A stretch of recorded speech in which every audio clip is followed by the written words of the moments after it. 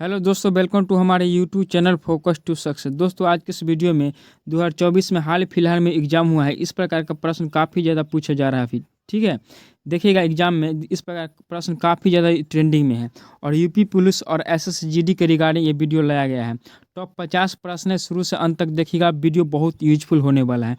किसी भी एग्जाम की तैयारी करें 2024 में, ये वीडियो काफ़ी आपके लिए यूजफुल होने वाला है। चलिए वीडियो को शुरू करते। चैनल का नाम फोकस टू सक्सेस, सब्सक्राइब करके रख लीजिए। चलिए देखते हैं क्वेश्चन नंबर 1 से। क्वेश्चन नंबर 1 है, भारत का प्रवेश द्वार किसे कहा जाता है? भारत का प्रवेश द्वार मुंबई को कहा जाता है। दोस्तों याद करिएगा, ठीक है, मुंबई को। 2 नंबर है, दक्षिण भारत की सबसे लंबी नदी कौन है? दक्षिण भारत की सबसे लंबी नदी गोदावरी नदी है और भारत की सबसे लंबी पूछेगा तो गंगा है। ठीक है, चलिए 3 नंबर प्रश्न है, भारत की सबसे कृत्रिम झील कौन है? कृत्रिम झील जो मानव ने बनाया है, ठीक है, कृत्रिम झील बल्लभ पंत सागर, गोविंद बल्लभ पंत सागर झील है। ठीक है, इसे आप याद कर लीजिएगा। ठीक है, ये प्रश्न पूछा गया है अभी फिलहाल ही में। 4 नंबर देखिएगा, मिस वर्ल्ड प्रतियोगिता की शुरुआत कब हुआ था? मिस वर्ल्ड प्रतियोगिता की शुरुआत कब हुआ था? 1951 ईस्वी में हुआ था ये शुरुआत। 5 नंबर है, बुकर पुरस्कार संबंधित है, किससे संबंधित है? साहित्य लेखन से संबंधित है। चलिए नेक्स्ट पेज में 6 नंबर प्रश्न देखते हैं। क्वेश्चन नंबर 6 है, मदर टेरेसा को भारत रत्न कब दिया गया था? ये बहुत इंपॉर्टेंट प्रश्न है, कई बार पूछा जा चुका है एग्जाम में। मदर टेरेसा को भारत रत्न 1980 में दिया गया था। कब दिया गया था? 1980 ईस्वी में। ठीक है, देखिए नेक्स्ट प्रश्न, लाल रक्त कण का निर्माण कहाँ होता है? लाल रक्त कण का निर्माण अस्थि मज्जा में होता है। कहाँ होता है? अस्थि मज्जा में होता है। चलिए नेक्स्ट देखिएगा, टोटल 50 प्रश्न। दोस्तों वीडियो को लाइक कर लीजिएगा, ठीक है, और शेयर कीजिएगा दोस्तों के साथ। चलिए चैनल को सब्सक्राइब करके रख लीजिए। ठीक है, देखिएगा 8 नंबर है, मानव शरीर की सबसे बड़ी ग्रंथि कौन है? सबसे बड़ी ग्रंथि यकृत है। यकृत को ही लीवर कहा जाता है। ठीक है, यकृत है। ठीक है, चलिए 9 नंबर देखिएगा, एशिया का नोबेल पुरस्कार किसे कहा जाता है? एशिया का नोबेल पुरस्कार रेमन मैग्सेस पुरस्कार को कहा जाता है। इस प्रकार का प्रश्न अभी काफ़ी यूजफुल पूछा जा रहा है 2024 के एग्जाम में। ठीक है, चलिए नेक्स्ट देखिएगा 10 नंबर, संगीत के क्षेत्र में सबसे बड़ा पुरस्कार कौन है? संगीत के क्षेत्र में सबसे बड़ा पुरस्कार ग्रैमी पुरस्कार है। दोस्तों इससे बड़ा पुरस्कार कोई नहीं है संगीत के क्षेत्र में। ठीक है, चलिए 11 नंबर प्रश्न देखिएगा। क्वेश्चन नंबर 11 है, बिलग्राम या कन्नौज का युद्ध कब हुआ था? 1540 ईस्वी में हुआ था। बिलग्राम और कन्नौज का युद्ध 1540 ईस्वी में हुआ था। ठीक है, नेक्स्ट देखिएगा, विश्व जल दिवस प्रत्येक साल कब मनाया जाता है? 22 मार्च को प्रत्येक साल विश्व जल दिवस मनाया जाता है। चलिए नेक्स्ट देखिएगा, पर्यावरण संरक्षण अधिनियम कब लागू हुआ था? कब लागू हुआ था? 1986 में लागू हुआ था पर्यावरण संरक्षण अधिनियम। चैनल का नाम है फोकस टू सक्सेस। देखिएगा 14 नंबर प्रश्न, सती प्रथा का अंत कब हुआ था? 1829 ईस्वी में सती प्रथा का अंत हुआ था। ठगी प्रथा 1830 में हुआ था। ठीक है, चलिए नेक्स्ट देखिएगा, सबने अवज्ञा आंदोलन कब प्रारंभ हुआ था? कब शुरू हुआ था? 1930 में सबने अवज्ञा आंदोलन शुरू हुआ था, 1930 में। ठीक है, चलिए नेक्स्ट पेज में देखिए क्वेश्चन नंबर 16। क्वेश्चन नंबर 16 है, किसे देशबंधु के नाम से जाना जाता है? चित्तरंजन दास को देशबंधु के नाम से जाना जाता है। चित्तरंजन दास को देशबंधु के नाम से जाना जाता है। ठीक है, चलिए ऑस्कर अवार्ड प्राप्त करने वाले प्रथम भारतीय कौन थे? फिलहाल जस्ट एसएससीजीडी के एग्जाम में उसमें पूछा गया प्रश्न है, भानु अथ्या। ठीक है, भानु अथ्या, इसे आप याद कर लीजिएगा। चलिए 18 नंबर देखिएगा, बुकर पुरस्कार पाने वाले प्रथम भारतीय महिला कौन थी? प्रथम भारतीय महिला कौन थी? कौन थी? अरुंधति राय, अरुंधति राय। चलिए 19 नंबर देखिएगा, ग्रैमी अवार्ड पाने वाले प्रथम भारतीय कौन थे? प्रथम भारतीय कौन थे ग्रैमी अवार्ड पाने वाले प्रथम भारतीय?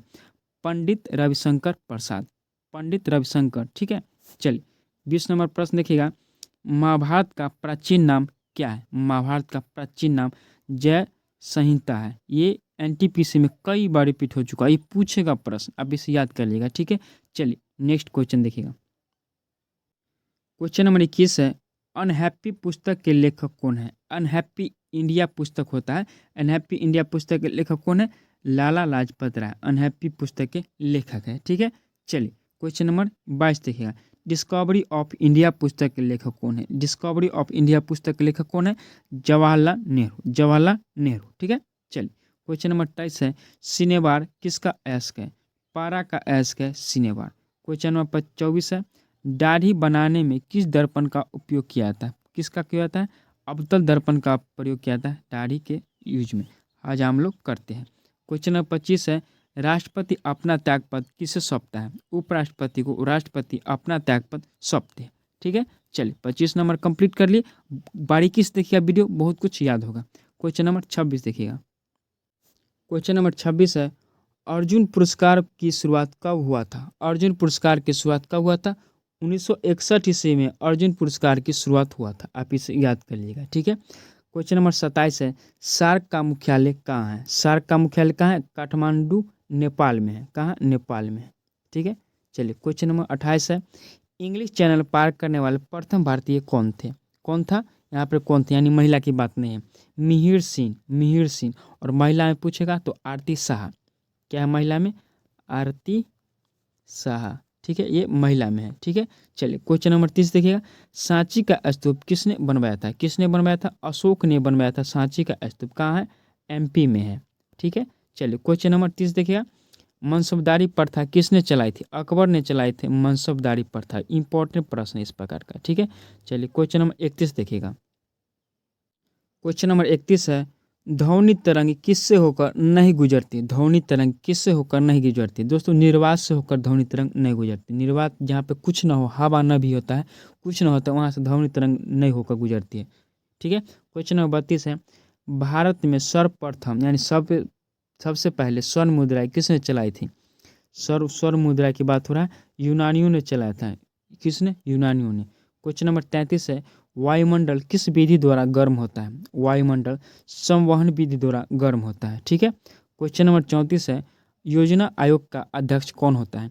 योजना आयोग का अध्यक्ष प्रधानमंत्री होते हैं, या नीति आयोग का भी अध्यक्ष प्रधानमंत्री होते हैं। नीति आयोग, योजना आयोग के नाम बदलकर नीति आयोग कर दिया गया। तो इस प्रकार से प्रश्न पूछा जा सकता है एग्जाम में। ठीक है, लेटेस्ट पैटर्न के हिसाब से क्वेश्चन को हमने कवर किया। ठीक है, क्वेश्चन नंबर 35 है, तुलबुल परियोजना किस नदी पर बना है? झेलम नदी पर बना है तुलबुल परियोजना। कहाँ पर है? जम्मू कश्मीर में। चलिए क्वेश्चन नंबर नेक्स्ट पेज में देखिएगा, 36 नंबर। क्वेश्चन नंबर 36 है, अपेक्षित आर्द्रता को किसके द्वारा मापा जाता है? अपेक्षित आर्द्रता को किसके द्वारा मापा जाता है? हाइग्रोमीटर द्वारा मापा जाता है। ठीक है, नेक्स्ट है, सबसे कम तरंगदैर्घ्य किस रंग का होता है? बहुत बढ़िया प्रश्न है। सबसे कम तरंगदैर्घ्य किस रंग का होता है? बैगनी रंग का सबसे कम तरंगदैर्घ्य होता है। 38 है, कतर देश का राजधानी कहाँ है? कतर देश की राजधानी कहाँ है? दोहा में है कतर की राजधानी। 39 है, भारतीय संविधान में कितने तरह का आपातकाल होता है? कितने तरह का होता है? 3 तरह का आपातकाल होता है। दोस्तों हमने एक वीडियो बनाया है, ठीक है, 100 पॉलिटी का जो पार्ट 2 है, वहाँ पे जाके देखिए, इसका काफ़ी एक्सप्लेन हमने कर दिया है। ठीक है, तो आप वीडियो को देख लीजिएगा। ठीक है, पार्ट 2 में होगा। चलिए क्वेश्चन नंबर 40 है, हाइड्रोक्लोरिक ब्रेक सिद्धांत किस पर कार्य करता है? हाइड्रोक्लोरिक सिद्धांत करता है पास्कल के सिद्धांत पर कार्य करता है। ठीक है ना, हाइड्रोक्लोरिक ब्रेक किस सिद्धांत पर कार्य करता है? पास्कल सिद्धांत पर कार्य करता है। चलिए क्वेश्चन नंबर 41 देखिएगा। क्वेश्चन नंबर 41 है, मंत्रिपरिषद की बैठकों की अध्यक्षता कौन करता है? बहुत इंपॉर्टेंट प्रश्न। कौन करता है? प्रधानमंत्री मंत्रिपरिषद की बैठकों की अध्यक्षता करते हैं। ठीक है, क्वेश्चन नंबर 42 है, गंगा एवं ब्रह्मपुत्र की संयुक्त धारा को, गंगा और ब्रह्मपुत्र की संयुक्त धारा को क्या कहा जाता है? इसे मेघना कहा जाता है। क्या कहा जाता है? मेघना कहा जाता है। बहुत इंपॉर्टेंट यूजफुल वीडियो होने वाला है, और आप इसे कई बार देखिएगा और आपको याद हो जाएगा। ठीक है, क्वेश्चन नंबर 43 है, धन विधेयक कहाँ पेश होता है? दोस्तों धन विधेयक और वित्त विधेयक हमेशा हमेशा लोकसभा पेश होता है, याद कीजिएगा। ठीक है, लोकसभा में।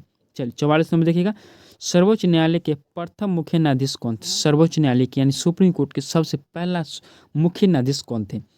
हीरालाल जे कनिया। हीरालाल जे कनिया। ठीक है, चलिए 45 नंबर देखिएगा, भारत में निर्वाचन आयोग की स्थापना कब हुई थी? 25 जनवरी 1950 को, 25 जनवरी 1950 को निर्वाचन आयोग की स्थापना हुई थी। चलिए नेक्स्ट पेज में क्वेश्चन नंबर 46 देखिएगा। क्वेश्चन नंबर 46 है, प्राक्कलन समिति में कुल कितने सदस्य होते हैं? प्राक्कलन समिति में कुल 30 सदस्य होते हैं। कितने होते हैं? 30 सदस्य होते हैं। इसे आप याद कर लीजिएगा। इस प्रकार का जितने प्रश्न दोस्तों हमने 50 तक के लेकर है ना, बहुत भी यूजफुल प्रश्न है, पूछेगा ही पूछेगा एग्जाम हॉल में। ठीक है, चलिए 47 नंबर देखिएगा, भारत का बगीचा किस शहर को कहा जाता है? किस शहर को कहा जाता है? बेंगलोर को भारत का बगीचा कहा जाता है। 48 नंबर है, अखिल भारतीय किसान सभा की प्रथम बैठक कब हुआ था?